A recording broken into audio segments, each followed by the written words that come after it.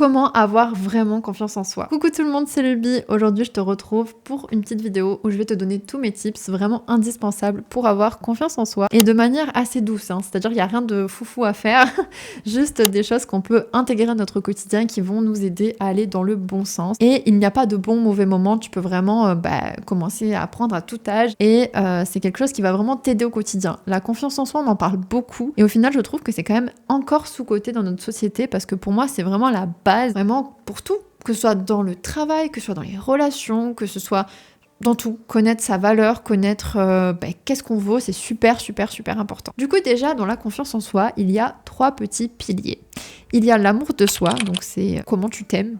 L'estime de soi, ce que tu penses valoir. Et la confiance en soi, ce que tu penses tout simplement être capable de faire. C'est assez important de venir challenger ces 3 petits points, de venir les nourrir avec des actions si possible quotidiennes et voir ce qui te permet d'avoir plus d'amour de toi, plus d'estime de toi, plus de confiance en soi. Par exemple, pour l'amour de toi, ça pourrait être respecter tes besoins.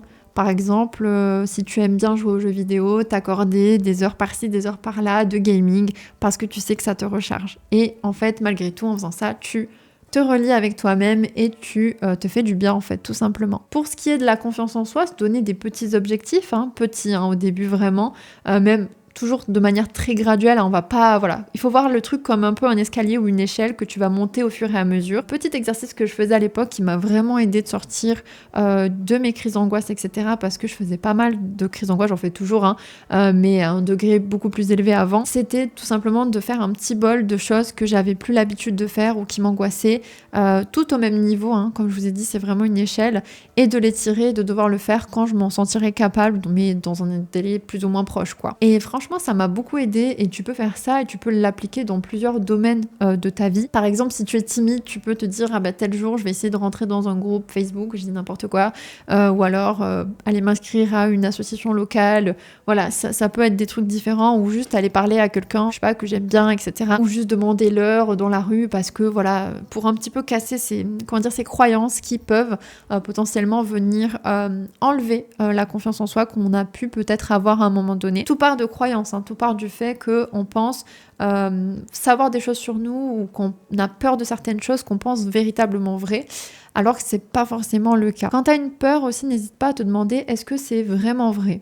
Si on te dit oui, si tu as l'impression que c'est vraiment vrai, ok, mais est-ce que c'est vraiment vrai, ou est-ce que c'est un petit peu une peur, une projection, une croyance?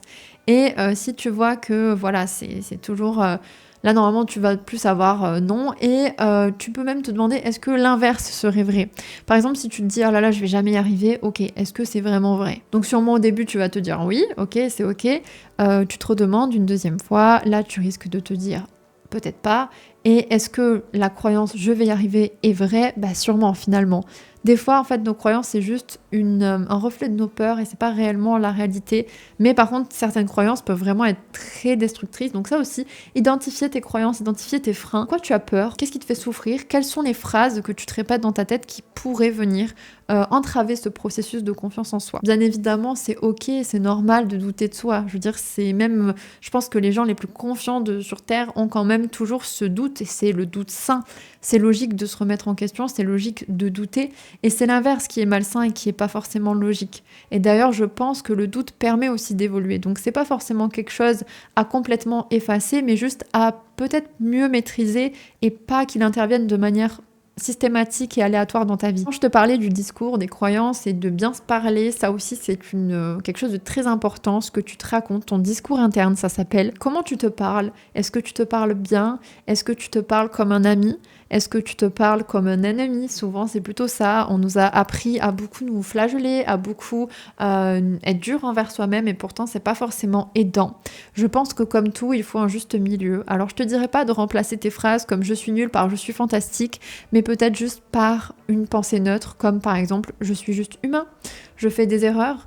Avoir de l'auto-indulgence, ça va vraiment t'aider dans ce processus de confiance en soi, à tout simplement déjà te permettre d'échouer, pas te flageller et pas abuser l'échec si jamais il arrive, et aussi renouer avec toi-même, renouer avec ton amour de toi. Et je pense que bien se parler, c'est vraiment une étape fondamentale. Donc vraiment, première étape, identifier quand tu te parles mal et directement venir enlever la pensée négative par une pensée neutre.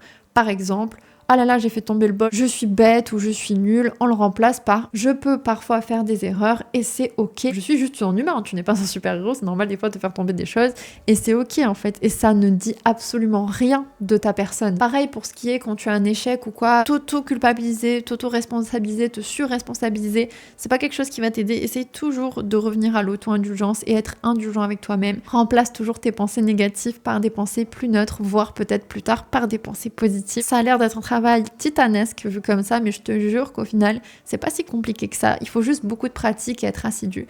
Tu peux peut-être te le noter dans tes petits objectifs tous les jours, bien se parler comme ça, tu l'intègres et tu verras qu'à la fin, ça se rééquilibre finalement et que c'est pas une lutte interne quotidienne pendant des années, des mois, etc. Franchement, en quelques semaines, mois, c'est réglé et tu verras que tu auras beaucoup moins d'automatisme de mal se parler. Tu vas beaucoup plus facilement te parler normalement, voire bien. Pareil aussi, des fois, on manque de motivation parce que peut-être qu'on a manqué d'affection, peut-être qu'on manque de soutien, de piliers. Quand tu trouves que, tu vois, t'as pas forcément de moteur, t'as pas forcément l'envie d'aller de l'avant parce que tu déprimes ou quoi qu'est-ce. D'ailleurs, si tu veux, je te ferai une vidéo sur la déprime, etc. Et la dépression aussi, parce que j'en ai vécu. Tu peux te dire, je fais ça pour le mois de demain. L'objectif, c'est que ton toi demain soit fier de toi et te dise, hier, franchement, j'ai géré. Le but non plus, c'est pas de te surcharger. Comme je t'ai dit, vraiment, la vie, pour moi, c'est une question d'équilibre. Il faut savoir quand il faut prendre du repos et être là pour toi. Et il faut savoir aussi quand, justement, il faut aller de l'avant et te motiver. D'ailleurs, pour te motiver, essaye, si tu as une tâche que tu trouves vraiment compliquée, de juste la commencer. Le plus dur, c'est de se lancer. Tu verras que quand tu seras dedans, tu vas avoir l'énergie nécessaire pour continuer. Mais vraiment, essaie juste de te dire, ok, je fais juste 5 minutes, mais j'essaye. Et tu vas voir, c'est un petit hack qui est vraiment sympathique. Aussi, quand par exemple, tu es dans ton lit, que tu n'arrives pas à te lever ou quoi, faire un compte à rebours, ça aide vraiment. Tu fais 10, 9, 8, bon bref, tu connais, tu sais compter. Et à la fin, tu te lèves et tu vas voir, c'est vraiment bien quand tu as la flemme et quand tu n'as plus d'énergie, que tu n'y arrives plus, quoi. Aussi, je voulais te parler de l'importance de l'entourage et aussi du non-entourage. C'est-à-dire que je pense que pour évoluer bien, c'est plus important d'avoir tout simplement pas d'entourage qu'un entourage qui va te dénigrer, te rabaisser, te tirer vers le bas en fait. C'est vraiment contre-productif. Si je peux te donner un conseil, essaye vraiment le dicton qui dit il vaut mieux avoir personne qu'être mal accompagné. Vraiment, il est véritable et je pense sincèrement que ça peut venir freiner ta progression et aussi des fois te faire peut-être du mal. Souvent, nos doutes viennent d'autrui, comme les complexes.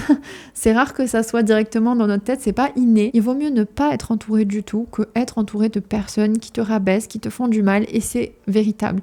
Je sais que être pas accompagné, parfois ça peut effrayer, ça peut faire peur, mais en réalité, encore une fois, tu vas relier avec toi-même. Te choisir toi, c'est quelque chose qui va toujours te faire du bien, qui va toujours aller vers le haut. Bien évidemment, tant que tu fais de mal à personne. Choisir la compagnie plutôt que la solitude, ça envoie un message à ton cerveau que en fait c'est mieux d'être accompagné de gens toxiques que de toi-même en fait. Il vaut mieux en tout cas enlever des gens, il vaut mieux avoir moins de gens, avoir des gens de qualité que la quantité et ça c'est réel.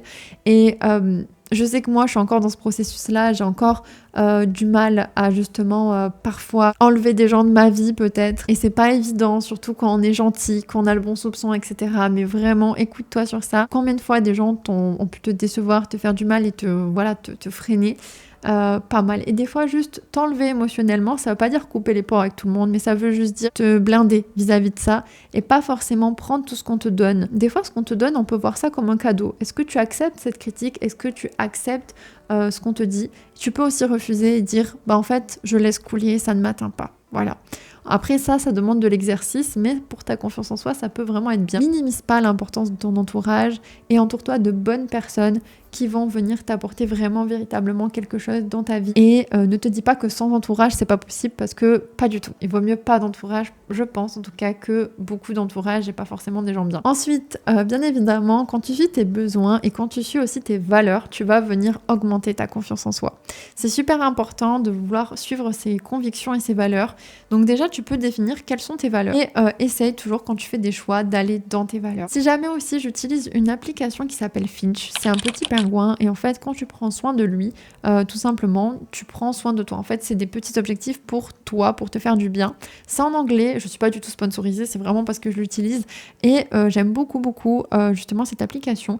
Et dedans aussi, il y a des petits mantras, des petites phrases à lire tous les jours. Ça peut vraiment venir t'aider. Tu te mets face au miroir et tu te dis, aujourd'hui, je vais réussir ma journée. Aujourd'hui, j'attire du positif. Aujourd'hui, je suis confiante, aujourd'hui je vais y arriver. Et en fait, te dire des petites phrases comme ça va vraiment, et vraiment il faut les ressentir, hein. C'est vraiment un vrai travail. Ça va vraiment te faire du bien et t'apporter des choses positives. Et alors si tu crois à la loi de l'attraction, là c'est top, tu attires plein de choses. Du coup, c'est à peu près tous les conseils que je voulais te donner. Bien évidemment, la confiance en soi, ça se construit au fur et à mesure. Donc n'hésite pas, par exemple dans ta to-do, de mettre des petits exercices quotidiens et progressivement aller vers des objectifs de plus en plus hauts pour toi, de plus en plus difficiles. Mais c'est un apprentissage, ça prend du temps. C'est plus facile en fait de le faire que de pas le faire. Honnêtement, je te jure que pour la confiance en soi, c'est vraiment chouette. Je dirais pas que je suis au level max de confiance en soi, pas du tout. Mais par contre, c'est quelque chose que je travaille tous les jours et qui me fait un bien fou à chaque fois. Donc je te le conseille sincèrement. Si jamais tu as aimé cette vidéo, n'hésite pas à la liker, ça me ferait extrêmement plaisir. Et n'hésite pas aussi à t'abonner si tu es arrivé jusqu'ici. D'ailleurs, merci beaucoup de m'avoir écouté. Et n'oublie pas la petite cloche, c'est très important. Si tu veux me suivre aussi sur mes autres chaînes, je fais de l'ASMR. Donc si tu aimes bien l'ASMR, n'hésite pas à aller voir ma chaîne ASMR. Et je fais aussi du Sims, oui, je suis partout. Je suis aussi gameuse et je fais des vidéos sur les Sims. Je l'ai expliqué comme si j'avais 80 ans. En tout cas, je te fais de gros bisous. Merci d'être resté jusqu'ici. Et bien évidemment, je te dis à bientôt.